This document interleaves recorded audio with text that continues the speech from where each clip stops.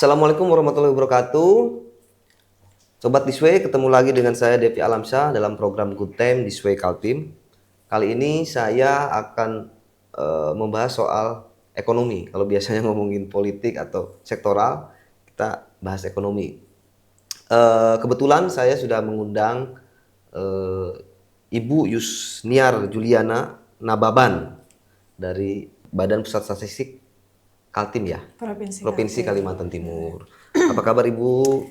Kabar baik, alhamdulillah. Selamat datang di Disway. Ya, terima kasih Mas Devi. Ya, biasanya saya cuma ngelihat di berita aja sama foto Ibu. Wah, foto beberapa berita soal BPS kan ibu terus ini saya penasaran nih siapa nih ibu ini. Sekali-kali Makanya kita langsung panggil. kesini ya. Sekali-kali kita panggil deh gitu. Mudah-mudahan mau gitu. Dan alhamdulillah mau Ibu. Dan sekarang saya menghadap. Iya. Mohon maaf lo panggil bahasanya. Sudah. Tapi terima kasih loh Ibu sudah mau datang gitu. Ya hitung-hitung mau sharing dengan kita dan mungkin ke sobat Disway semuanya atau pembaca Disway dan nomor 1 Kaltim terutama terkait dengan pertumbuhan ekonomi. Jadi gini Bu, pasti kan terkait BPS ini kan nggak lepas dari angka-angka lah. Namanya pusat statistik pasti kan rumusnya angka-angka. Kalau nggak salah BPS juga, setahu saya itu menjadi basic ya. Datanya itu menjadi basic dipakai oleh beberapa lembaga terutama kan gitu ya. Mungkin kalau nggak salah BI pun sekarang suka akses BPS ya. Bank Indonesia karena beberapa kali saya interaksi dengan BI, dia sering ngambil dari BPS misalnya soal angka pertumbuhan dan macam-macam.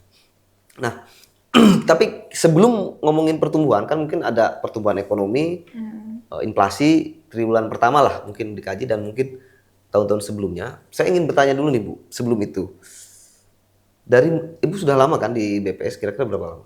Cukup lama, 20 tahunan. 20 tahun ya, berarti sudah melihat di angka-angka. Terus kalau di Kaltim konsennya udah? Di Kaltim, Di Kaltimnya berapa lama? tahun 2006 ya. Berapa tahun tuh ya? Oh, Ya. Tapi 20 memang tahunan ada lah ya. jeda ya, sekitar efektifnya 10 tahun, 15 tahun. Kan artinya kan paling nggak Ibu setiap hari bergelut dengan angka-angka. Ya. Nah, sebelum kita masuk ke angka yang misalnya ini, dari pengamatan Ibu sejauh ini ya sebagai di BPS, apa sih yang Ibu lihat ya kelemahan misalnya di Kaltim dan juga potensi yang sebetulnya bisa dikembangkan nih dari sisi angka-angka itu? Ada nggak yang bisa Ibu lihat di situ selama perjalanan Ibu mengamati perkembangan misalnya inflasi, pertumbuhan ekonomi atau deflasi bahkan gitu? Ada nggak yang menarik menurut Ibu? Wah ini sebetulnya bagus tapi mungkin nggak dikemukakan karena mungkin nggak ada yang nanya atau mungkin tidak ada yang perhatiin ke situ gitu. Ya, baik Mas Devi ya. Jadi kalau angka-angka atau informasi statistik ya, BPS kan bertanggung jawab untuk menyediakan informasi statistik. Baik, ya. Kemudian kalau setiap kita menghasilkan data-data itu pastinya itu jadi sudah pakemnya itu kita rilis gitu. Karena kan memang tujuannya ada BPS itu untuk menyajikan statistik atau informasi. Benar. Nah, kemudian terkait dengan apa sih manfaat statistik itu, sebetulnya prinsipnya adalah bahwa untuk statistik atau data yang dihasilkan prinsipnya untuk digunakan melakukan pengukuran gitu. Pengukuran jadi ibaratnya itu menjadi rekam medik kita atau rekam kinerja kita seperti apa. Dari situ memang yang kita ambil itu adalah data-data yang ada di lapangan, artinya data-data yang sudah terjadi gitu ya, tidak memprediksi ke depan. Nah dari data itu kita bisa menyimpulkan misalnya kalau mau melangkah ke depan, gambarannya seperti kayaknya harus begini, harus begini.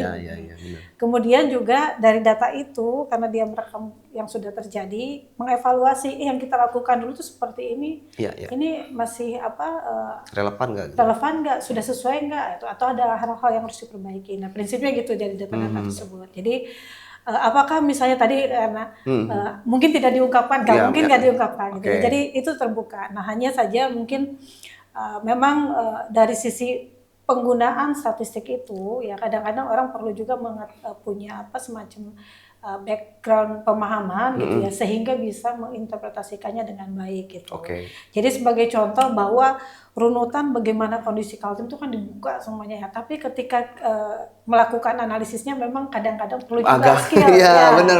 Karena jadi orang cuma lihat tumbuh enggak gitu kan. Tumbuh enggak, benar. Berarti di situ. Nah, sebagai contoh bahwa sebelum kita bisa mengambil cerita di balik data itu ya memang harus punya skill. Misalnya kayak kalau untuk gambaran Kaltim ekonominya kita kalau lihat runutannya ya, kita ada rilis pertumbuhan ekonomi itu tuh dihitung dari produk domestik regional bruto PDRB itu ya. Itu untuk mengukur ukuran ekonomi. Terus dari situ ada gambaran distribusi masing-masing sektor usaha gitu ya. Nah, dari situlah sebetulnya bisa merepresentasikan kira-kira ekonomi ini karakteristiknya seperti apa. Jadi kalau kita runut itu misalnya untuk Kaltim ya, kayaknya kalau nggak salah 90-an atau 80-an ada era kayu. Kemudian era minyak. Itu dilihat dari baru batu bara. Iya, baru batu bara. Nah, jadi gambaran itu yang bisa kita dapat. Nah, secara umum sebenarnya kita sudah bisa langsung kesimpulan gitu ya. Oh, berarti Kaltim ini ekonominya natural resource base gitu. Nah, kemudian lanjutnya lagi ini bagaimana nanti peluangnya gitu ya. Kalau misalnya kita tidak melakukan transformasi ekonomi, memikirkan sumber ekonomi alternatif untuk menciptakan pertumbuhan, ya bukan hal yang nggak mungkin gitu ya. Kita bisa stuck, berhenti sampai di situ. Iya, apalagi kalau SDA surut ya. Jadi seperti itu. Jadi artinya memang kalau angka itu kita pasti buka, semuanya rilis gitu. Nah, itu tadi mungkin kemampuan untuk interpretasi ya memang untuk bisa tadi ya menangkap cerita, membaca itu ya. Ya, tapi betul. Tentunya BPS ya pasti siap membantu karena kami pun di dalam rilis itu biasanya kami ceritakan dulu kan pakemnya gitu ya, apa yang terjadi. Nah, dari gambaran itu sebenarnya orang sudah bisa ekspektasi kayaknya bakal begini nih ukurannya angkanya gitu. Maksudnya kalaupun jadi semacam pengantar itu fenomena-fenomena yang secara umum terjadi. Misalnya kita cerita bahwa di negara di Cina gitu ya, di Cina itu permintaan impor batu baranya seperti apa. Tentunya itu kan ada implikasinya ke Kaltim karena kita punya komoditas batu bara gitu ya yang kita ekspor. Nah, seperti itu. Ya, karena memang betul Bu. Saya aja kalau diliatin angka-angka misalnya keuangan ngasih ini kayak apa? Coba pusing sendiri. Iya, pusing sendiri karena nggak biasa. Kalau tulisan karena mungkin kita sering lihat baca tulisan lebih seneng. Kalau misalnya berupa angka neraca itu kan bingung ini apa sih, gimana maksudnya. Nah, memang kalau orang keuangan kan atau statistik tahu oh ini maksudnya begini, ini maksudnya begini gitu. Ya memang agak perlu skill ya, keahlian gitu.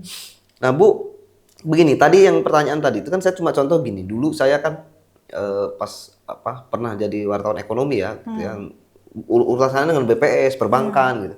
Nah, satu saat kan saya biasanya dulu tanggal 5 saya sering ke situ karena katanya dulu ya itu tahun berapa ya? Ya mungkin 2009, 2010 gitu. Katanya dulu itu dia keluar itu ya mungkin tanggal 4 itu sudah ada. Dulu kan ada kayak apa namanya? Buletin resmi. Ya, buletinnya itu kan ada lengkap semua kan. Inflasi berapa, pertumbuhan berapa, terus komoditinya apa kan ada. Itu saya rajin tuh setiap bulan gitu. Nah, begitu saya baca awalnya kan saya biasanya ngangkat inflasi, pertumbuhan gitu kan. Tapi begitu saya lihat-lihat kan komoditi ternyata ada yang menarik itu saat itu Bu. Ternyata inflasi pendidikannya Balikpapan, saat itu kan di Balikpapan ya. Itu kok tinggi. Wih, kok tinggi? Saya bandingkan dengan Samarinda, jauh. Gitu. Saya bandingkan dengan regional Kalimantan waktu itu ya. Wih, jauh juga. Ternyata setelah ini dia tertinggi senasional. Inflasi pendidikan. Nah, maka waktu itu saya membuat tulisan mengangkat tema itu. Ternyata ini ada yang menarik ini. Kok bisa Balikpapan inflasinya saat itu tinggi banget untuk di pendidikan. Akhirnya itu menjadi diskursus di publik karena kita beritain kan. Nah, itu kan dari kita mulainya buka-buka. Padahal selama ini mungkin banyak orang lintas nggak membaca itu. Gitu. Nah, mungkin selama perjalanan Ibu ini apa kira-kira? Selain misalnya tadi kan SDA lah. Apa sih yang perlu dilakukan dari dari angka itu ada yang menarik dan potensinya sebetulnya bagus ini. Ada nggak yang misalnya terjadi? Kalau yang dimaksud potensi ekonomi ya, mungkinnya seperti itu. Gambarannya kalau Kaltim ini, kalau kita lihat ini pertambangan masih dominan. Tetap pertambangan. Pertambangan masih dominan. Berikutnya industri pengolahan. Jadi kalau share-nya itu pertambangan penggalian itu 35%. Industri pengolahan ada bagus ya Bu ya? Industri pengolahan, karena ini potret yang terkini ya di triwulan 1 tahun 2025. Kenapa industri pengolahan itu kayaknya ini share-nya cukup bagus ya. Kan kita memang di sini ada industri migas ya, industri kilang, dan ada yang industri non migas. Nah non migas ini kan ada karena kita punya perkebunan ya, turunannya kan pabrik CPO ya. Iya. Nah kemudian juga belakangan kayaknya di tahun lalu ya itu kan sudah ada pembukaan smelter nikel, kemudian yang di Kutim gitu, Ya, itu sama oke. ya. Nah jadi Yang di itu Kutim sudah ada. mulai ada aktivitas produksi dan sudah mulai komoditasnya itu diperdagangkan. Dalam hal ini ada ekspor juga gitu. Jadi artinya itu jadi satu peluang juga gitu loh untuk misalnya tadi ya kalau misalnya ada pergeseran kondisi ekonomi gitu. Jadi industri pengolahan ini urutan nomor 2 Urutan nomor 2 setelah pertambangan. pertambangan. Tapi masih yang terbesar migas loh ya. Masih migas. Berarti bukan pertambangan batu bara ya. Pertambangan batu bara. Ya, Terus yang maaf, ini pertambangan secara umum. Pertambangan Dari umum, dalamnya ada batu bara, ada migas. Oke. Gitu. Tapi batu bara itu kan maksudnya kalau migas itu ada kecenderungannya share terbesarnya itu masih batu bara ya. Masih batu bara. Jadi pertambangan itu ada migas, ada batu bara di dalamnya gitu ya. Nah berikutnya industri pengolahan. Nah di situ ada industri migas, ada non migas. Oke, di industri pengolahan yang migas dan non migas itu masih besaran berapa persentasenya berapa? Kita kalau untuk yang triwulan tidak rincikan ya. Jadi untuk biasanya tahunan ya. Tapi berkisar 19,57 secara total industri pengolahan. 19%. Ya, 19%. Nah, hanya itu tadi kalau untuk bicara migas ya. Trennya itu untuk minyak misalnya gitu kan ya. Menurun, industri minyak kemarin itu sempat positif juga, tapi industri minyak itu lebih kepada kan untuk inputnya itu dari impor ya. Gitu. Oke, memang diimpor ya. Sebagian ya. Sebagian impor ya. Iya, sebagian untuk. Kan ini ada ekspor impor ya. Iya, ada ekspor impor. Ada ekspor impor kan, ada yang diekspor, ada yang diimpor gitu ya. Iya. Gitu kalau nggak salah. Tapi ini masih yang industri pengolahan ini nomor 2. Nah, ini kan ada migas dan non migas. Ini di antara porsi migas dan non migasnya lebih banyak mana? Porsi migas dan non migas ya. Kayaknya sih itu hampir masih di migas ya. Masih di migas ya. Non migas masih kecil ya. Non migas itu karena kan CPO kemudian yang industri yang lainnya nggak terlalu. Nah, ini maksudnya kan gini kan ada sekarang secara kan nilai ya. Secara nilai ya. Nah, maksudnya kan gini, ini kan kita selain batu bara sebetulnya kan ada perkebunan sawit yang cukup besar ya di Kutim, Pasir, Penajam, mungkin sampai ke Kubar kan juga banyak gitu. Tapi industri CPO-nya mungkin belum terlalu menggeliat, makanya saya ingin lihat apakah sudah mulai menggeliat. Kalau dilihat dari itunya, sebetulnya kan regulasi untuk kalau nggak salah ya, regulasi untuk mendirikan CPO itu, dia itu harusnya punya lahan gitu. Jadi artinya itu inline ya, adanya ya gitu. Terintegrasi. Terintegrasi gitu. Karena juga kan sifatnya TBS itu kan nggak bisa bertahan lama ya. Kan cuma berapa 8 jam nggak berapa gitu. Nggak bisa lama lah pokoknya kan harus segera diolah. Nah, jadi sebetulnya itu keterkaitan antara dua sektor pertanian ini perkebunan ini termasuk yang di antara subsektor pertanian itu dia paling dominan ya. Kan subsektor pertanian itu subsektornya ada tanaman pangan, ada hortikultura, perkebunan. Oh, jadi masuk ke dalam sektor pertanian ya? Masuk ke dalam sektor pertanian dan dia yang paling tinggi gitu share-nya itu. Perkebunan ya? Tapi masih di bawah 10% gitu ya. Tinggi di sektor itu. Tinggi di sektor itu. Nah, gitu. ini tertarik nih. Saya mau nanya nih, karena kemarin saya udah bicara soal dengan kelompok tani. Untuk pertanian ini triwulan pertama 2025, ini kan selaras dengan programnya Pak Presiden nih. Mau menggenjot ketahanan pangan, pertanian terutama beras gitu ya. Ada nggak pengaruhnya untuk di Kaltim di di data? Jadi di data ini kemarin kan kita ini melihat produksi padi gitu ya. Jadi kita setiap bulan teman-teman ke lapangan, teman-teman di kabupaten kota, kemudian Jadi kita menggunakan data spasial dan data statistik. Data spasial itu dia pakai citra satelit untuk padi. Oke. Ya, ini bicara padi ya. Ya, oke. Nah, terus kita ambil sampel. Jadi itulah yang diamati setiap akhir bulan oleh teman-teman di kabupaten kota. Dilihat tanaman itu gitu, pada fase apa kan gitu ya. Kan kalau padi itu dia 3 bulan ya baru Iya, dipanen. katanya 3 bulan, Jadi 3 bulan. setiap bulan itu diamati dia udah fase mana, tahap berapa vegetasi apa gitu dan sebagainya gitu ya. Nah kemudian barulah nanti. Nah kalau yang di terakhir data yang kami dapatkan itu kami rilis di bulan Januari atau Februari ya kemarin yang lalu itu untuk angka potensi luas panen ya. Jadi Potensi luas panen ya, bahasanya. karena yang di potensi Karena lihat karena kan spesial itu ya. Ya baru lihat dari Satelit. Oke. satelit, kemudian kemungkinannya dia kalau dia normal itu ya tidak ada sesuatu kasus luar biasa dengan dia tumbuh gitu, maka kalau kita lihat ada pertumbuhan di triwulan 1 dari Berapa Bu angkanya? Angkanya itu sekitar 20% untuk luas panennya. Mungkin kalau untuk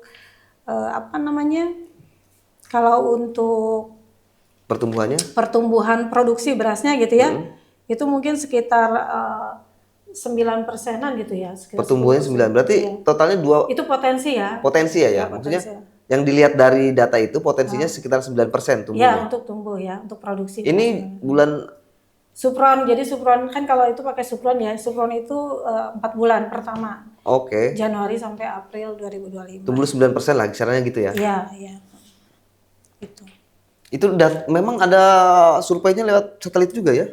Ya, jadi itu data spasialnya. Data spasial itu gitu itu ya? Kolaborasi dengan Kementerian Pertanian dengan BIG ya, Badan Informasi Geospasial. Ya. Oke. Gitu. Jadi mereka yang memberikan informasi ke ini. Ya, kita sudah punya data spasialnya gitu. Ya, kita diupdate seperti itu. Diupdate aja, kemudian diambil lah Ini Sekaltim atau Indonesia. Indonesia 9%. Ya. Oh, yang ini Kaltim. 9%, makanya ini Kaltim. Indonesia banyak banget.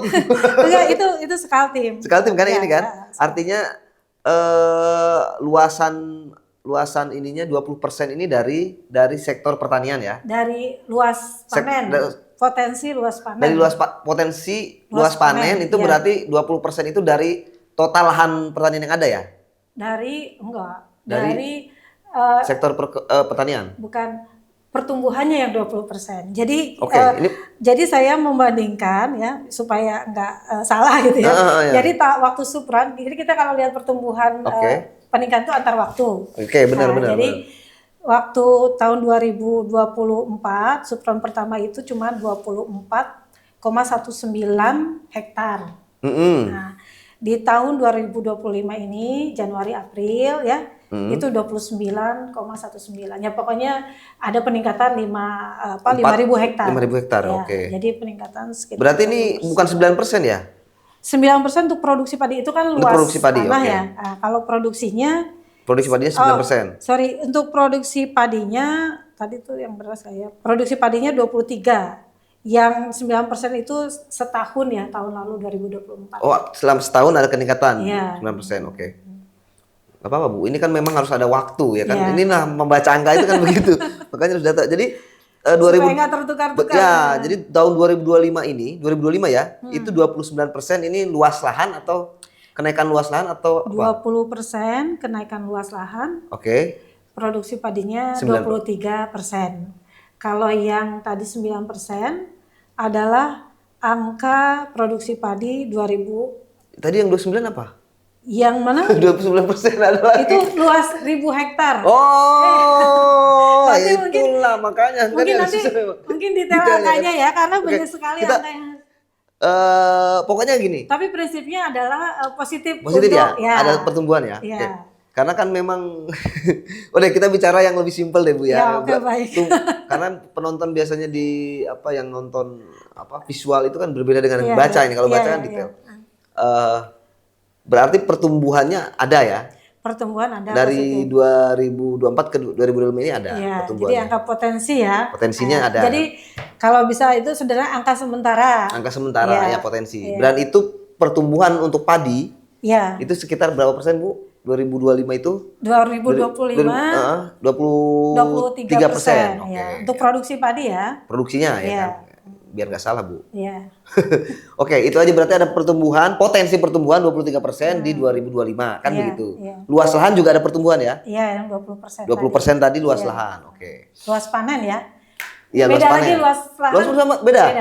Oh, Luas oke. lahan itu adalah yang bisa juga termasuk yang tidak tidak dikelola gitu. Kalau ini luas panen adalah Berarti yang dikelola. iya. Oh, ada misalnya Sudah ditanami. sudah ditanami ada sawah tapi nggak dikelola, berarti itu sudah nggak masuk. Itu masuk luas lahan. Termasuk luas lahan. Tapi Nanti bukan ada luas lagi panen. luas tanam ya. Ada luas tanam nggak? Luas Luas tanam tanam juga itu ada? yang ditanami. Nah, bisa saja luas tanam itu lebih kecil dari luas panen ya. Kalau ada misalnya puso. Kalau luas panen yang mau panen aja? Iya, yang panen aja. Ternyata banyak ya. Iya, item istilah ya? itu banyak terminologi. Terminologi ya. Iya. Nah itu dilihatnya hanya dari surveinya Ibu hanya dari apa tadi? Satelit aja, Nah, satelit. jadi kan ada dia Atau ada orang mengkombinasikan dengan ketika sampai ke perhitungan produksi padi, ya kita perlu satu angka kan tidak hanya sekitar luas panen ya, tapi misalnya harus ada juga nih per hektarnya itu berapa, itu namanya survei ubinan. Nah itu ke lapangan. Oke. Ke lapangan teman-teman petugas, kemudian mereka ngambil kayak sampel lah ya, ngambil kayak kopi, ngambil sesendok gitu ya, terus kira-kira per luasan itu berapa hasilnya. Nah itu dikonversi dari luas panen yang tadi berdasarkan informasi citra satelit yang dipantau secara berkala. Berarti Ibu butuh banyak tim ya? Betul, makanya Berapa sekarang timnya? data itu mahal. Iya. Mahal karena maksudnya kan banyak orang di Banyak situ, orang, benar. sumber daya juga banyak. Dan itu setiap hari lapangan ya? Ya kalau untuk yang ini padi ya akhir bulan ya biasanya kita. Akhir bulan ya? Akhir bulan, tapi ya kita kan kasih range waktu ya. Kan Ibu nggak hanya BPS kan nggak hanya survei soal Tidak, tadi kan pertanyaan kan? banyak. Bahkan sampai ke tingkat pendapatan masyarakat juga survei ya? Iya. Itu semua totalnya punya berapa tim di Kaltim, Bu? Banyak ya, kayaknya Banyak banget. nanti kalau saya nyebut angka pusing juga. Oke, Artinya banyak gambarannya adalah memang luar beragam biasa. sekali surveinya. Ya benar ya. saya mahal ya. Dan itu memang nanti tim Ibu ada tim organik, ada yang organik juga ya? Iya. Ada di combine lah ya. Iya, mitra. Oke Bu, dari nanti kita kebablasan ngomongin. Tadi ngomong pertumbuhan Kaltim. Oke, ini tadi. Oh enggak, jadi harus diselesaikan data itu Oke. mahal, tapi lebih mahal lagi kalau bangun tanpa data gitu.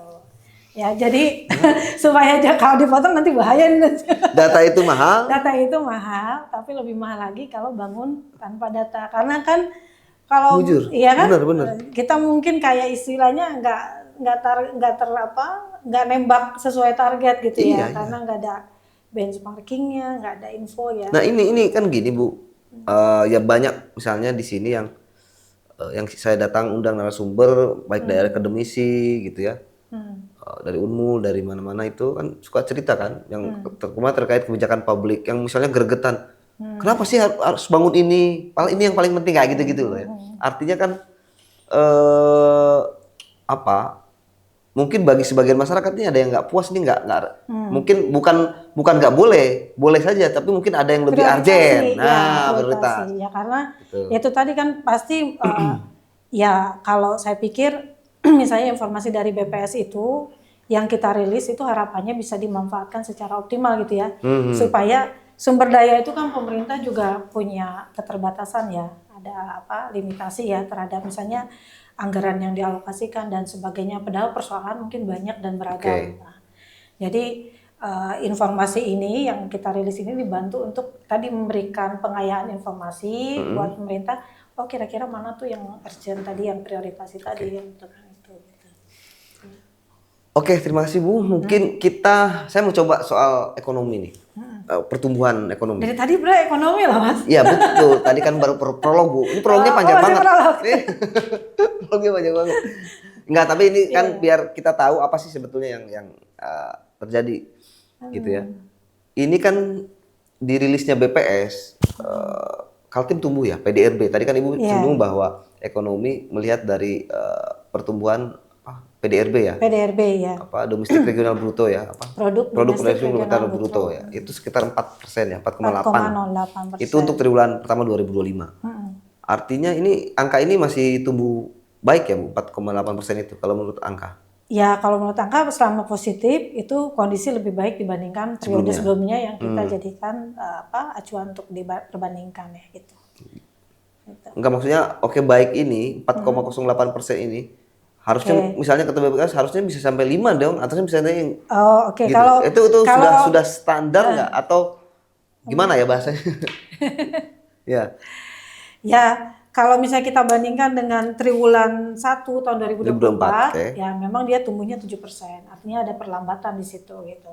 perlambatan. Perlambatan itu kalau ibaratnya mobil itu majunya dulu 100 km per jam, sekarang maju tapi 30 km per jam atau 40 ya, agak slow gitu ya. Dibanding Tapi dengan tetap triwulan satu bulan pertama 2024. Ya, tapi tetap jalan gitu Tetap ya. jalan cuma Tapi lambat. agak Karena dulu 7%. Sekarang dulu 7%. Sekarang 4%. Iya. Apa faktornya Bu menurut BPS? Ya kalau kemarin ini kalau untuk yang di triwulan 1 tahun 2025 ini kemarin itu kan sebetulnya dari ini juga ya, dari tadi yang permintaan pasar luar negeri gitu ya. Karena kan itu negatif ya pertambangan ya. Itu juga yang agak menahan gitu. Agak menahan. Tadi yang saya sampaikan bahwa pertambangan ini kan dominan ya dalam ekonomi maritim. Sehingga kalau gambarannya mungkin nanti bisa lihat di rilis kami ya. Yang lain itu tumbuh positif ya, sektor-sektor lain, tapi pertambangan itu yang tumbuh negatif. Jadi ini dari pertambangan turun itu. Iya, tumbuh negatif ya. Tumbuh Nah, negatifnya. tetapi juga dari misalnya sektor konstruksi ya, sebelumnya rasanya ini tumbuh tinggi gitu ya di triwulan 1 karena kan waktu 2024 itu cukup masif juga ya aktivitas waktu itu kan 2024 apalagi misalnya di IKN kan karena mengejar agenda gitu kan di tahun 2024 mau relokasi itu kan ya pegawai dan sebagainya. Di akhir pemerintahan Jadi kalau Jokowi sekarang kan? ya sekarang masih berjalan tapi mungkin menyelesaikan saja gitu sifatnya sehingga tidak tumbuh tapi tidak juga sekencang. Berarti sekarang konsumsi melambat. Iya. Batu bara tambang negatif ya negatif. Kalau untuk yang turun ya ke triwulan pertamanya. Pertambangan lah ya. Pertambangan ya. Berarti sektor lain tumbuh walaupun ada lambat, cuma di batu bara aja pertambangan yang melambat. Iya. Berarti kan gas dan batu bara ya. Pertambangan itu spesifiknya yang mana?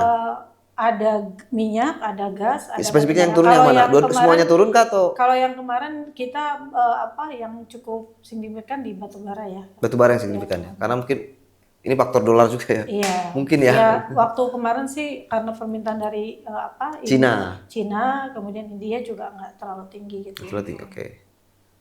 Oke, berarti ini para pengusaha tambang batu bara merasakan.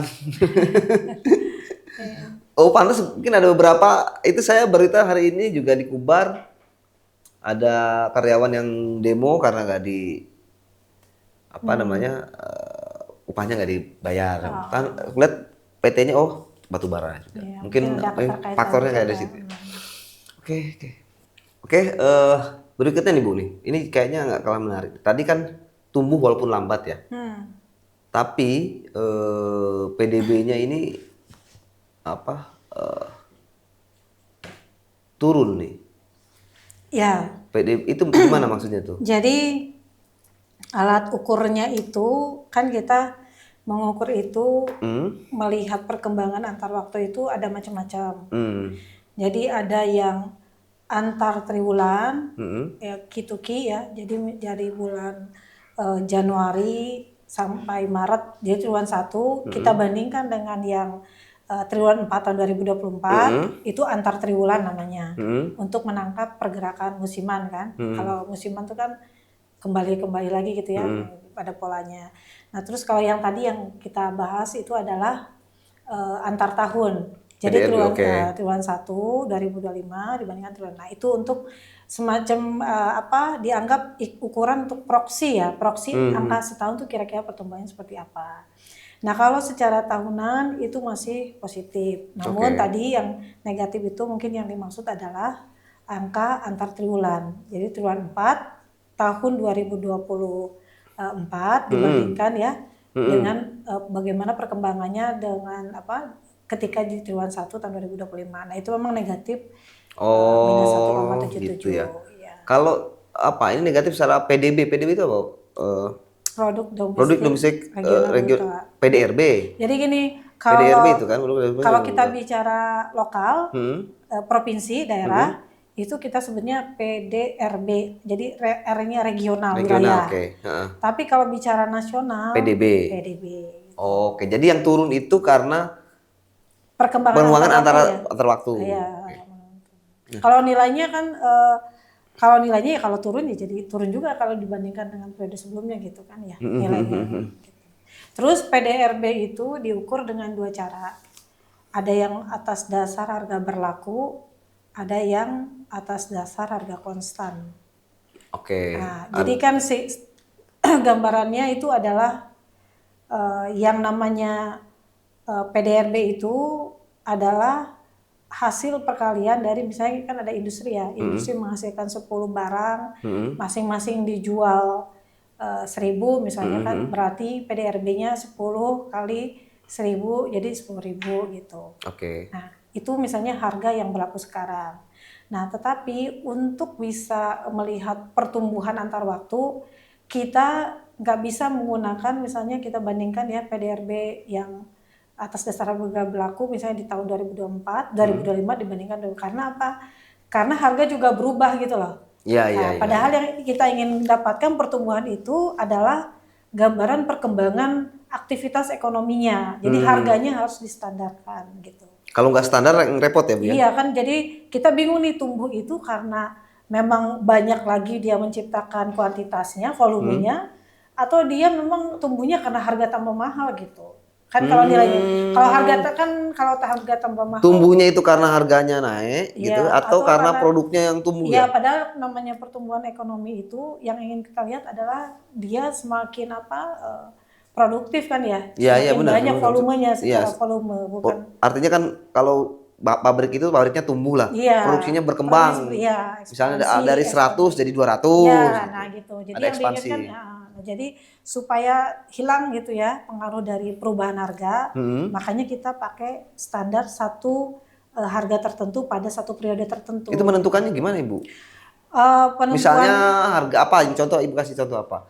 Misalnya penentuan harga apa gitu? penentuan harganya ya kalau misalnya dalam konteks ini ya penghitungan PDRB ini. Kalau yang namanya kan ada 2 angka nanti ya PDRB atas dasar harga berlaku misalnya di triwulan 1 tahun 2025 ini nilainya 217 triliun gitu kan. Nah, tapi PDRB Ya, ini 217 triliun. Kalau yang PDRB atas dasar harga konstan ADHK ini 144 triliun. Oh, itu maksudnya ya. Sebentar, saya baru paham nih. Di sini di PDRB berdasarkan ADHB, itu harga berlaku ya, HB-nya ya. Iya, jadi harga yang berlaku di tahun 2025. Oke. Nah, tapi yang ADHK itu adalah yang untuk ini ya penghitungannya sekarang itu menggunakan harga konstan 2010. Tapi jauh banget dong, Bu ya. Nah, ya itu makanya. Terus yang 4% itu naiknya itu berdasarkan apa? PDRB ADHK. Berarti harganya itu semua yang 2010 harga 2010. Tapi kita melihat jadinya ketika itu diperbandingkan nilai itu jadi ini ada pertumbuhan dari sisi kapasitas produksi peningkatan produksinya gitu. Ini kan kayak hanya ingin mendapatkan gambaran. Berarti ADHK ini produksi ya? ADHK ini ya produksi. Lebih ke produksinya ya? Iya. Kalau itu lebih ke harganya, HB itu. Sebentar, gini kan? Meyakinkan lagi. Enggak. Dua-duanya menghasilkan nilai ekonomi, tapi satu diukur dengan harga yang berlaku sekarang. Satu diukur dengan harga 2010. Iya, gini, pertimbangan 2010 ini kenapa? Kan jauh banget tuh, Bu. Ini udah 15 tahun ya. Iya. Jadi secara filosofi sebetulnya harga konstan itu yang dicari itu tahun yang istilahnya ekonominya stabil gitu ya. Tidak ada. Nah, jadi perkembangannya ini ya, makanya perkembangannya ini kenapa kita masih menggunakan 2010? Nah, harusnya itu 10 tahun sekali itu diupdate biasanya. Nah, kalau kondisi sekarang 15 tahun ini. Ya, kondisi sekarang harusnya 2020. Nah, tapi 2020 itu kan ada Covid ya. Kondisi tidak. Jadi nggak diupdate. Tidak diupdate. Artinya ini PDRB ADHK ini tidak update karena belum diupdate lah, bukan tidak update, belum Iya, diupdate. iya. Karena harusnya 2000. Ya, tapi kembali lagi ke prinsip yang diinginkan adalah kita ingin melihat bagaimana Trennya. tren ya gitu. Tapi kan kalau ngeliat tren bisa aja. Ya, Oke. tapi kalau lihat nilai memang ya itu tadi ya, karena mungkin sudah terlalu jauh gitu ya, sehingga ini memang ini makanya sekarang lagi berproses. Kita mau menggunakan metode yang baru yang namanya CVM itu Chain Value Measure gitu ya. Jadi lebih kepada harga yang paling periode sebelumnya yang lebih dekat gitu. Jadi Oke. supaya ini Ada pembaruan tahun ya. Kalau iya, yang tapi ini masih nggak mudah gitu ya untuk iya, Mbak, saya paham. Ini pasti nggak mudah ini.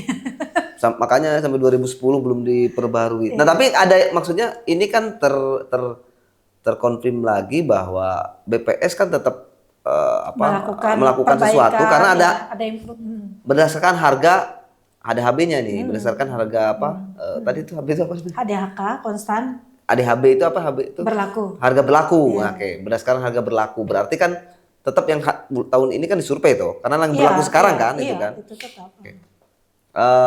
Ini berdasarkan PDRB harga berlaku triwulan pertama ini ekonomi Kaltim ini 217,2 triliun, banyak juga ya, 217 ya.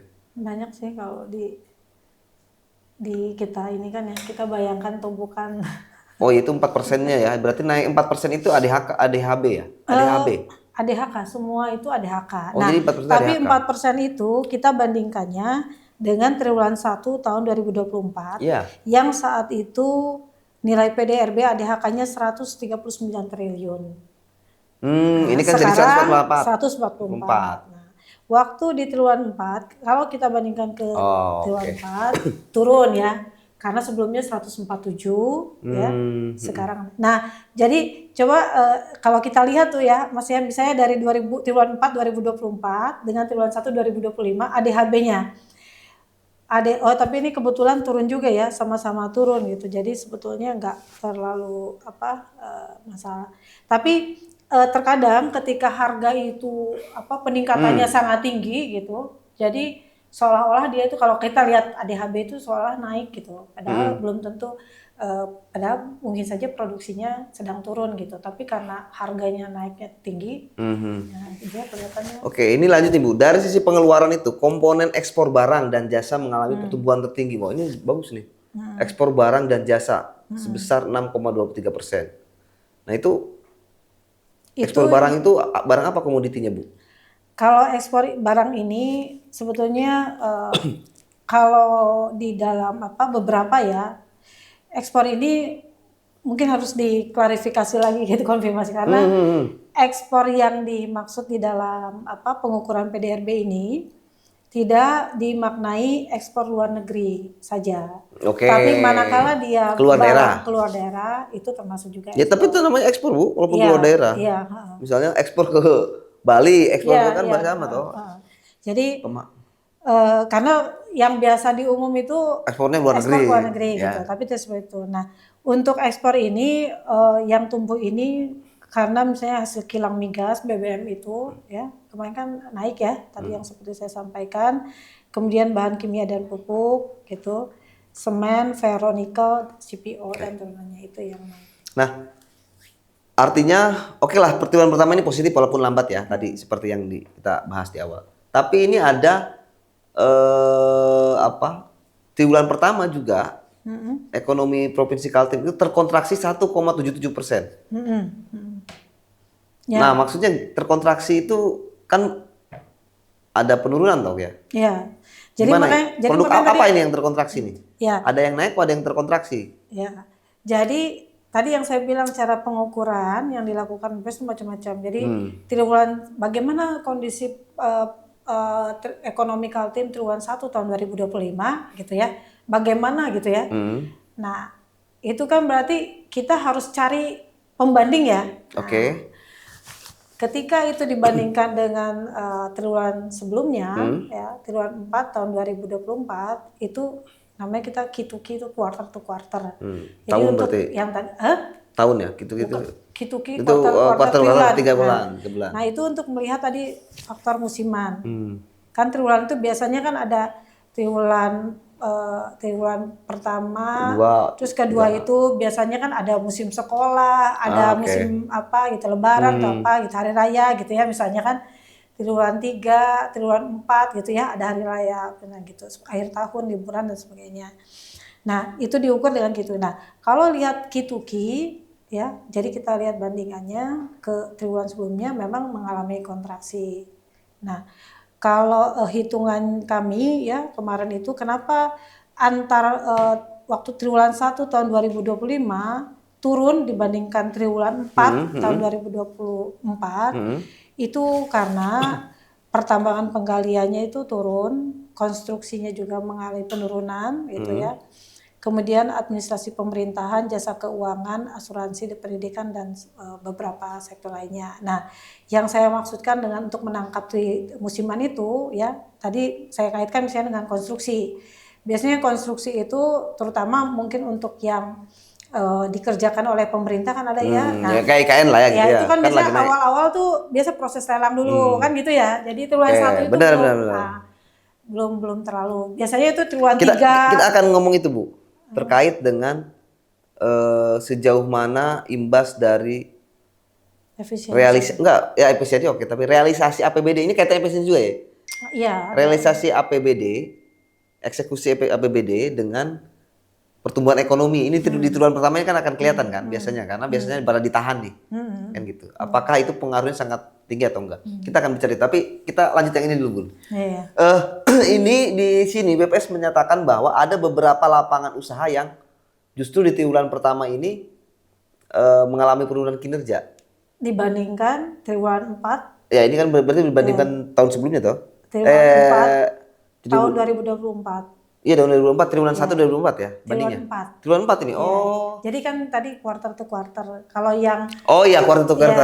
kalau Oke. yang tadi year on year dibandingkan triwulan 1 tahun 2024. Berarti ada lapangan penurunan kerja, ada lapangan usaha yang turun, tapi juga ada sebagian yang positif. yang masih, positif. iya. Tapi dari kalimat ini yang positifnya lebih sedikit nih. Saya membaca kalimatnya, namun masih terdapat beberapa lapangan usaha. Beberapa lapangan berarti kan dia lebih sedikit nih ketimbang yang mengalami penurunan kinerja. Nah ini sektor apa, Bu?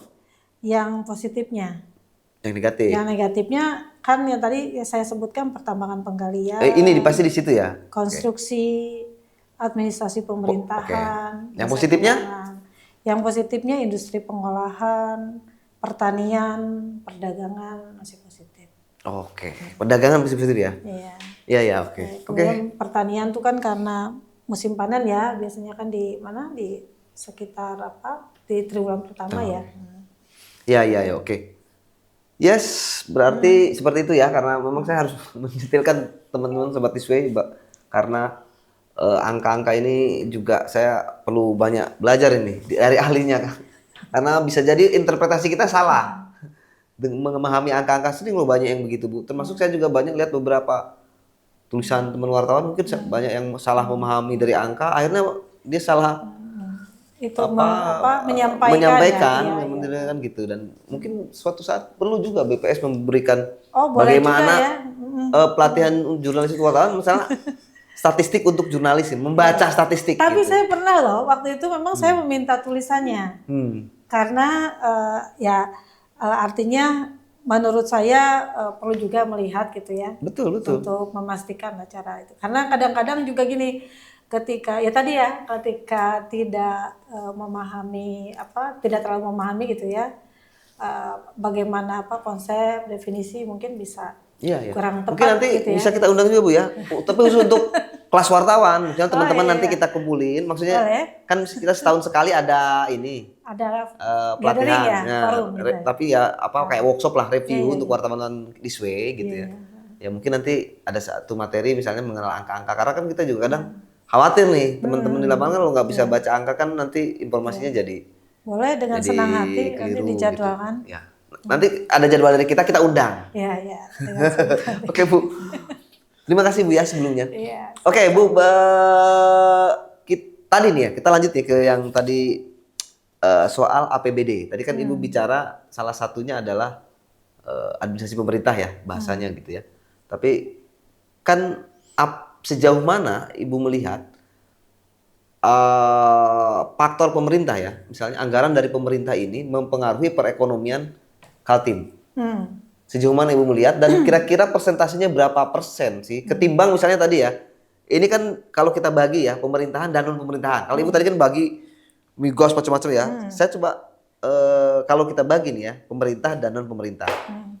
Nah, yang tentu terutama di daerah ya kecuali kalau misalnya kayak di Jakarta mungkin ya atau Bali itu kan industri sudah tumbuh ya. Swastanya sudah tumbuh artinya mungkin faktor pemerintah tidak terlalu ini ya mungkin kalau kayak di mungkin Kaltim masih ya atau di daerah-daerah yang mungkin kan sangat ditopang oleh dana pemerintah atau apa untuk menggerakkan ekonomi ini. Nah menurut Ibu sejauh mana antara non pemerintah dan pemerintah di Kaltim ini yang pemerintahnya ini mampu menggerakkan berapa persen perekonomian daerah? Oke, saya selalu mengacu ke ini ya, Oke, alat silakan, ukur yang silakan. kami gunakan ya. Iya monggo Bu. Jadi kalau melihat tadi sebenarnya kan bahwa peran pemerintah di dalam perekonomian Kaltim ya. Kan ada rumus ekonomi makro tuh Y sama dengan C plus I lagi gitu kan ya. Ada rumusnya lagi. Ya kan ada Y Iya. sama dengan Saya Y. jangan dikasih rumus Bu pisuknya. Tapi Oke. ini tergambarkan di Ya ini tahun biasanya ya. Y enggak. Apa itu Bu? Ya, Y itu adalah pendapatan Oh atau iya pendapat akuntansi banget ya. pendapatan ekonomi pendapatan di Kalau satu X wilayah. kalau X Nggak ada X-nya nggak ada ekspor. ya? Oh ekspor. Kan Y sama dengan Oke, ini lanjut. fungsi matematika kayaknya. Iya, itu kalau makanya ini. saya Bukan pusing, Bu. fungsi ekonomi. Iya bukan saya memang. Ya, Gimana, Bu? jadi kita ngukurnya peran dari pemerintah itu dari PDRB menurut pengeluaran. Nah, ini lagi ngukurnya itu kita tuh ada PDRB menurut lapangan usaha Oke. ya. Kalau ekonomi itu PDRB lapangan usaha itu adalah kita melihat ekonomi dari sisi supply. Oke. Nah, kalau dilihat dari sisi permintaan kan gitu ekonomi ya, supply Supply and demand. demand, Nah, oke. dari sisi permintaan kita ngukurnya pakai PDRB menurut pengeluaran. Nah, kalau di situ ada komponennya tuh kan konsumsi rumah tangga, konsumsi LNPRT itu lembaga non profit ya yang melayani rumah tangga, ada konsumsi pemerintah, PMTB itu pembentukan modal, ekspor dan impor. Nah, kalau tadi misalnya mau Melihat mengkategorikan gitu pemerintah dan non pemerintah, ya kalau dilihat dari ukuran PDRB konsumsi pemerintah itu hanya 3,48%. 3,48. Iya, Berarti di bawah 10% ya? di bawah 5% Di bawah bahkan. 5% ya? Nah, ya. Jadi kalau dengan kata lain mungkin ya saya bisa mengatakan itu bahwa karakteristik ekonomi itu malah sebetulnya untuk Kaltim itu sangat digerakkan oleh sektor swasta sebetulnya. Berarti tambang lah tadi itu ya, Iya. banyak tambang Ya, migas saya ya. nggak bicara tambang ya, Oke. karena Ini kan ada ngomong sektor- swasta dan pemerintah. Iya, swasta dan mana. Jadi artinya ya kalau misalnya kita bicara untuk bagaimana mendorong supaya Y ini tumbuh, yaitu kan PDRB ya, Y ini tumbuh, ya itu tadi harusnya peran sektor swasta pun dilibatkan gitu. Dilibatkan ya. Oh, oke. Makanya kayak kemarin saya Ini dilibatkan gimana maksudnya Bu? ya yang pertama kalau untuk menciptakan penambahan gitu ya, penambahan ke mana namanya pertumbuhan ekonomi itu kan alat ukurnya meningkat nggak gitu kan ya, meningkat nggak kue ekonominya gitu ya, produksinya lah bisa gitu, meningkat. Tapi kan masalah kesejahteraan itu kan tidak sebatas kepada peningkatan pada pertumbuhan ekonomi, tapi bagaimana masyarakat yang di dalamnya itu artinya regulasi-regulasi pemerintahan harus melibatkan swasta dong ya, karena supaya dominan bisa ya. dampak Karena dominan. Ya, kalau dari sini kan artinya misalnya dari sisi permintaan pembentukan modal tetap bruto itu memang ada di situ sebagian adalah pemerintah misalnya dari membuat sarana prasarana fisik gitu ya, tapi di situ juga ada investasi yang dilakukan swasta misalnya kan untuk itu. Kemudian komponen ekspor impor itu mungkin lebih kepada itu yang bergerak di situ adalah swasta. Gitu. Swasta, oke. Jadi swasta lebih dominan ya untuk di Kaltim ya. Iya, gitu. Itu kan tadi dari sektor permintaan ya.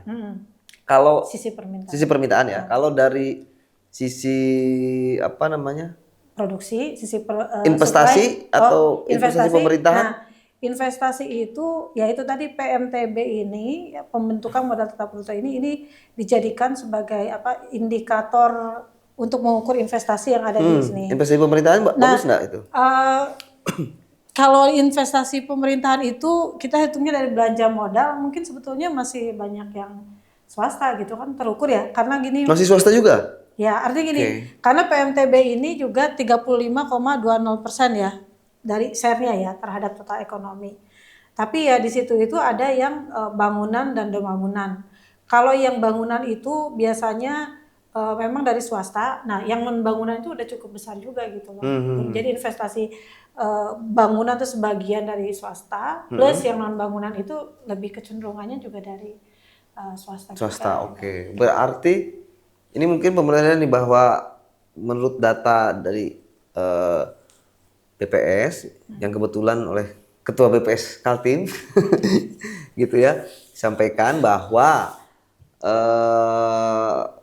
peran swasta ini sangat tinggi dalam pertumbuhan ekonomi gitu. Jadi perlu dilibatkan juga mereka dalam mungkin kebijakan atau hal-hal lain yang kaitannya dengan itu. Karena tadi lihat pemerintah di bawah 10%, bawah 5%. 3%, 3,4%. Oh iya, 3,4% gitu. Artinya bagaimana mendorong Ibu Yusniar tadi menyampaikan harusnya ya mendorong sektor swasta ini untuk lebih tumbuh lah gitu ya Bu ya. Supaya pertumbuhan ekonomi, artinya kan pertumbuhan ekonomi ini yang nopang swasta nih Bu ya.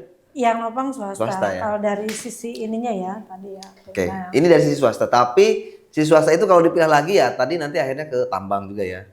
Yang paling banyak pertambangan. Ya sejauh ini dari nilai pertambangan penggalian ya. Berapa 35%. 30% pertambangan penggalian. Iya.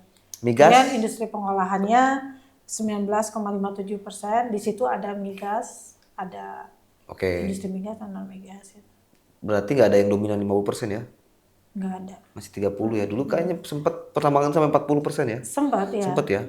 Berarti turun ya sekarang ya? Iya, makanya tadi kan kalau saya dulu baca dari BI itu. Iya, isunya kalau ekonomi yang berbasis sumber daya alam nggak terbarukan itu turun ya. Ya ada kecenderungan kan selama tidak menemukan sumber baru ya. Dan dari data Ibu ini BPS belum menemukan ada kegiatan sumber baru yang kira-kira akan menonjol. Ada nggak datanya? Sumber baru itu tadi kan pengolahan oke lah 19% ya. Yeah. Pengolahan 19%. Ada nggak sumber lain selain industri pengolahan yang ya, di luar tadi SDA apa namanya? Ya mungkin kan kayak sekarang kan mau didorong juga ke pertanian untuk ini ya. Kalau terakhir kan walaupun secara nilai ekonomi masih kecil ya. Kecil, tapi kalau bicara masalah bagaimana dampak terhadap kesejahteraan masyarakat mungkin ini akan lebih berdampak gitu ya. Karena gini sektor pertanian ini termasuk yang tertinggi penyerapannya gitu loh. Penyerapan yang bekerja. Jadi mungkin gambarannya kalau untuk sektor pertambangan itu mungkin 10% dari pekerja yang bekerja itu 10% saja misalnya pertambangan. Tapi dia memang bisa menciptakan nilai ekonomi yang besar. Ya, tapi benar-benar. Makanya jadi isunya kan kalau antara ekonomi dan sosial gitu ya harus ada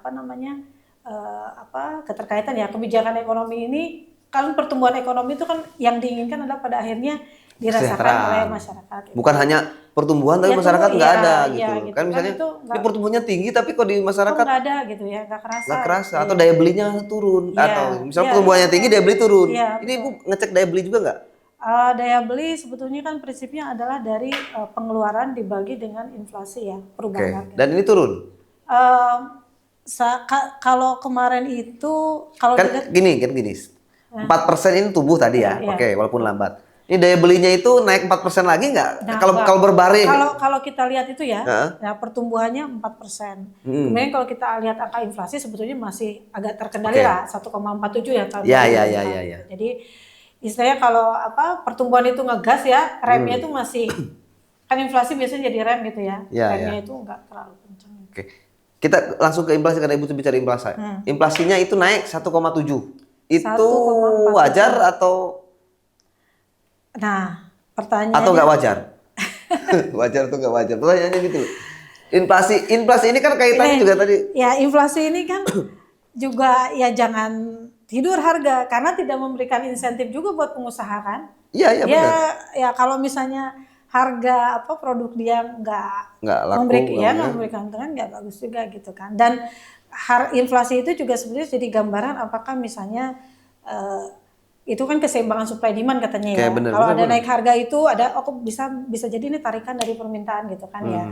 Nah tapi juga inflasi nggak boleh kencang-kencang banget karena nanti orang tidak bisa daya belinya kan. Beli ya gitu. Nah kalau misalnya ukurannya wajar atau enggak 1,47 ya di bawah 3% itu masih moderat gitu ya. Enggak, kalau inflasi ini bisa nggak kita ukur juga dengan tadi daya beli itu? Bisa. Berarti daya belinya sekitar 1%-an. Oh, pertumbuhannya? Enggak. Jadi kita lihatnya membandingkannya dengan bagaimana perkembangan pengeluaran itu beda lagi katanya. Peningkatan pengeluaran ya sebetulnya indikatornya pendapatan penduduk gitu ya. Bagaimana peningkatan pendapatan penduduk? Nah, cuman kita mengestimasinya pendapatan penduduk dengan survei pengeluaran gitu. Terus baru dibandingkan dengan peningkatan harga. Oh, jadi oke. Inflasi Kaltim ini 1,36%. Sebelumnya itu tahun lalu berapa, Bu? 1,47 untuk yang tahun 2024. 1,47. Berarti ini kalau yang lebih sedikit lah turun ya. Ini tahun berapa ya? Yang 1,3 ya? 1,3 ini tertulis. Rilis 8 April 2025. Kalau April itu yang bulan ke bulannya 0,90, inflasi tahun ke tahunnya 1,5. Oh, itu bulan April ya rilisnya ya? April. Ya, ada yang Mei lagi. Oh, ini sebulan ya? Ya, untuk kondisi bulan April kemarin inflasinya 0,90% yang antar bulan ya. Tapi antar tahunnya 1,57%. Berarti memang inflasi ya sekitaran 1%-an ya? Ya, cukup terkendali lah ya. Kalau kita tadi kalau wajar atau wajar itu apa nih pembandingnya? Nah, kalau misalnya di dokumen perencanaan kalau nggak salah itu masih jatuh di dalam range, kan ada target setiap tahun. Range-nya berapa? Range-nya? Kalau nggak salah tuh plus minus 1% plus minus gitu 1% kalau nggak salah gitu ya. 1% naik, 1% ke bawah ya, gitu. Jadi antara 0 sampai dengan 2% gitu ya. Oke, berarti batas toleransinya 2% lah antara turun gitu. Iya. Ibaratnya gitulah kasarnya kan. Kalau targetnya Kaltim ya, pemerintah Kaltim. Oke. Dan kayaknya juga kan ada timnya kan, ada tim pengendali inflasi di setiap daerah ya. Itu yang diketuai oleh BI. Iya, yang itu BI. Dan ini yang paling tinggi Berau malah. Iya, Berau. Kenapa Berau tinggi? Teman-teman Berau tinggi nih. Untuk tahun 2024 ya. Iya, 2025, Bu. 2024 kayaknya. 2024 ya, oke. Iya, jadi kalau yang Maret 2025. Maret 2025 ya. Berau 1,71. Yang Kaltimnya 1,3. Nah, 1,71 ya. Itu komponennya apa ya? Ada nggak dirincikan ya? Dengan IHK sebesar 1,837. IHK-nya apa nih? Jadi sebetulnya gini, waktu nyusun itu Berau di bulan Maret ya? Maret ini 2025. Maret 2025. Inflasi yen ore tertinggi terjadi di Kabupaten Berau sebesar 1,71% dengan IHK sebesar 108,37. Sedangkan inflasi terendah terjadi di Kabupaten Penajam Pasir Utara. PPU. Nah, mungkin nanti kita lihat lagi ya, karena di Maret itu memang secara umum kan waktu karena tarif listrik yang jadi normal lagi. Jadi kan kita ada diskon ya sebelumnya. Ya, nah, sebelumnya ada diskon. Sudah nggak ada sekarang kan? Iya, nggak ada. Sebelumnya kayaknya ada diskon itu di Januari Februari. Nah, di Maretnya itu kan normal lagi ya. Nah, mungkin nanti kita lihat lagi, tapi yang menikmati yang pasca bayar itu relatif mengalami kenaikan kalau nggak salah di situ ya, karena di Februari ini yang dia nikmati di Februari itu kan harus dibayarkan di ini ya. Enggak, yang prabayar justru kan. Yang prabayar. Karena prabayar. Misalnya dulu saya beli sekian, habisnya sebulan kok, begitu kemarin beli habisnya sebulan lebih gitu. Iya, itu. Bu, ini satu lagi Bu ya.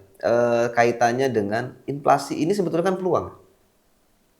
Dalam arti? Dalam sisi lain toh, ketika ada tingkat kemahalan naik, misalnya satu produk, berarti kan bisa dibaca juga ini peluang toh. Berarti misalnya demand-nya jarang dong ini karena Demand-nya tinggi, demand-nya tinggi, supply-nya supply-nya jarang. jarang nih. Artinya ada peluang supply di situ, benar nggak? Iya, Bisa dibaca gitu nggak? bisa dibaca gitu kan Artinya kalau ketika inflasinya ada inflasi satu produk komoditi tertentu tinggi, sebetulnya kan kalau ada yang mau membaca itu kan sebetulnya peluang di satu sisi adalah peluang kan gitu ya. iya. Bisa kan kalau teorinya inflasi kan ada dari sisi supply, dari ini, bahkan dari impor inflasi dari luar gitu kan macam-macam aja. Tapi salah satunya memang itu bisa. Bisa peluang toh. Nah, pernah nggak deflasi ini Kaltim? Kayaknya Pernah ini waktu kemarin kemarin itu saya baca ibu ada deflasi tuh. iya, Itu bulan deflasi apa itu tuh? di sebentar. Sempat di bulan Juni, Juli, Agustus ya. 2024 ya? Di tahun 2025 ini Januari Februari ini sempat deflasi. Deflasi kan ya, Ya. Januari Februari. Nah, Ya, tapi itu memang karena tadi ini karena tarif listrik yang kemarin itu karena itu pengaruh banget kan Bu? pengaruh ya. Pengaruh. Nggak ada faktor lain selain itu. Saya mencari alternatif lainnya, siapa tahu ada yang lain gitu loh. Enggak, sejauh ini kalau yang Januari itu ya termasuk kebijakan angkutan udara ya. Jadi waktu itu juga di pertemuan. Padahal kan itu mau masuk ke Lebaran loh Bu. Iya, tapi masuk kan puasa loh itu. Ya, tapi kan ada kebijakan angkutan udara itu kan sempat tarifnya diturunkan. Ya diturunkan berapa hari itu, habis itu naik lagi Bu sampai 15 juta ya Iya. kan. Hanya saja pinter-pinter ini aja iya, ya. hanya saja waktu kemarin tuh kalau nggak salah hanya Berau kayaknya yang naik itu. Jadi kalau yang konsumsinya tinggi angkutan udara itu di Samarinda dan Balikpapan sepertinya sempat menikmati juga gitu loh untuk Jadi Berau yang tinggi ya, memang harganya hampir sama sih. Sini ke Berau sama di sini ke Jakarta. Ya artinya sih kalau secara umum untuk Kaltim ya yang deflasi yang terjadi yang kemarin belakangan itu dan saya juga sampaikan sih di forum high level meeting inflasi ya ada Pak Gubernur juga waktu itu bahwa deflasinya Kaltim ini dipengaruhi dari inflasi harga yang diatur oleh pemerintah sebetulnya. Jadi artinya ini yang tergantung kebijakan. Ini kan di pusat ya, kayak tarif listrik, kemudian angkutan udara gitu. Jadi pemerintah daerah harus melakukan hal yang sama juga gitu. Ya, itu di luar kewenangan pemerintah daerah. Saya hanya ingin menyampaikan di situ bahwa artinya wewenangnya itu di luar wewenang dari pemerintah daerah. Nah, jadi sebetulnya berarti pemerintah daerah nggak melakukan apa-apa sebetulnya kan gitu. Ya nggak gitu juga. Hanya gini, artinya hanya untuk aware juga, bahwa ya itu tadi kan tidak ada yang tutupi ya. Saya menyampaikan itu untuk menekankan bahwa yang menjadi bagian wewenang pemerintah daerah itu adalah di harga-harga yang volatile itu yang fluktuatif. Misalnya barang bahan pangan dan sebagainya gitu. Nah, di situ kendalinya. Jadi artinya memberikan ya semacam reminder saja, reminder halus ya. Bahwa kemarin deflasi ini adalah tadi gitu. Jadi ketimbang deflasi mendingan inflasi ya Bu ya? Bagusnya ketimbang deflasi ya enggak juga gitu. Makanya ya. Karena deflasi juga kalau itu kan dianggapnya adalah tadi kan inflasi itu juga kan di satu sisi jadi insentif pengusaha itu. Kalau deflasi itu juga artinya jadi indikasi yang nggak bagus juga bahwa gambarannya ekonomi lesu. Ekonomi lesu tau berarti kan gitu, bukan nggak naik. Tapi ini Berau ini menyandang nomor 1 ini sering Bu. Urutan pertama inflasi tertinggi itu Berau. Rasanya kemarin terakhir kan ini kalau antar bulan itu kalau antar bulan itu dia bisa sangat berubah gitu karena yang terakhir itu kalau nggak salah itu PPU yang tertinggi tergantung komoditas apa gitu yang jadi dominan. Nah kalau Berau ini kemarin catatan saya di tahun lalu kayaknya tapi nanti kami cek lagi Berau itu memang waktu ada kebijakan tarif kesehatan jadi memang ada periode yang saya nggak tahu di tahun 2024 itu kayaknya Berau secara konsisten gitu terutama YOY-nya itu untuk tarif kesehatannya itu yang cukup tinggi gitu karena ada kebijakan perda yang semacam pembaharuan ya pada tarif kesehatan rumah sakit kalau saya itu. Panjang nih. Cerita panjang lebar nih sama Ibu Yusniar panggilannya ya? Iya, Yusniar. Ternyata memang banyak sekali item apa namanya yang harus disurvei ya Bu ya, Digali ya. digali sehingga memang tidak bisa kalau kita kan pengennya sederhana-sederhana ini berapa naik turun gitu ya.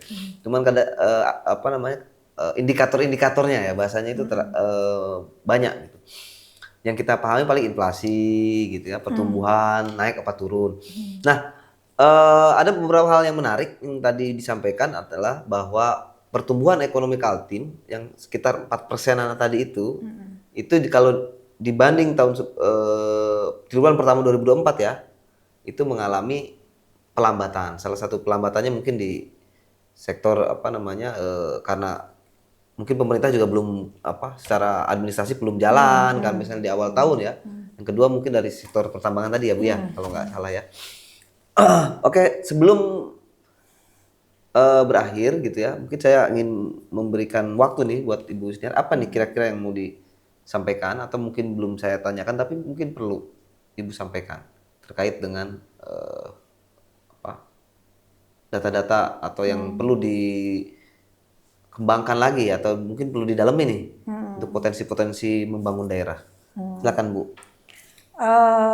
Mungkin kalau untuk apa namanya, mungkin yang pertama ya dari sisi kebutuhan kami juga gitu ya sebagai penyedia data, ya tentunya di dalam menyajikan data itu ya bagaimana kualitasnya gitu ya, akurasinya, bagaimana dia bisa betul-betul menggambarkan kondisi yang ada di lapangan gitu. Itu ya artinya kami punya SOP, mekanisme bagaimana pengumpulan data, bagaimana memastikan petugas itu paham apa informasi harus ditangkap dan sebagainya. Itu ada pelatihannya, ada kuesioner yang didesain gitu sehingga bisa menangkap. Nah, tapi yang menjadi lebih penting adalah informasi yang diberikan oleh responden gitu ya. Jadi itu, jadi jawaban jujur responden ya. Karena ada yang bohong juga ya. Ya artinya kita sudah coba filter, artinya kan setiap pertanyaan itu ada beberapa, ada cek dan dicek gitu. Kayaknya akan ada dalam proses pengolahan itu kita juga ada semacam, kalau pertanyaan itu ada pertanyaan konfirmasi gitu ya. Ya artinya untuk melihat apakah betul gitu ya. Nah, tetapi yang terlebih penting kan nggak perlu sampai gitu dulu gitu ya, bahwa dari responden sehingga gambaran yang diberikan memang sesungguhnya yang ada di ini gitu. Nah, artinya dengan data yang baik itu harapannya gitu ya. Harapannya yang tersajikan oleh kami itu adalah gambaran yang sesungguhnya dan nanti ketika BPS menyajikan itu bisa dimanfaat sebaik-baiknya gitu ya oleh siapapun yang punya kepentingan untuk tadi merumuskan berbagai kebijakan, melakukan pengambilan berbasis keputusan pada data. Berbasis pada data sebagai itu. Mungkin itu. Ya, terima kasih Ibu dan Sobat Iswe sekalian. Demikian perbincangan kita dengan Ibu Yusniar Juliansah Nababan sebagai Ketua BPS Provinsi Kalimantan Timur. Terima kasih Ibu, mudah-mudahan ini bisa menjadi rujukan bagi teman-teman baik misalnya Sobat Iswe baik yang mau berusaha atau apa bahwa ternyata ada beberapa data-data yang mungkin bisa dipelajari supaya bisa lebih memaksimalkan kinerja ya. Mungkin juga termasuk pemerintah karena misalnya biasa anggaran itu ditahan ini makanya kelihatan di ekonomi Kaltim di triwulan pertama juga menurun. Jadi semua faktor ekonomi itu seperti rantai yang masing-masing saling berkaitan. Terima kasih. Assalamualaikum warahmatullahi wabarakatuh. Saya Depi Alamsah. Salam Biswe. Salam Biswe dulu. Oh gimana? Gini Bu. Ya. Gini? Iya, gini. Oke, salam ini Biswe. Salam Biswe. Salam Biswe.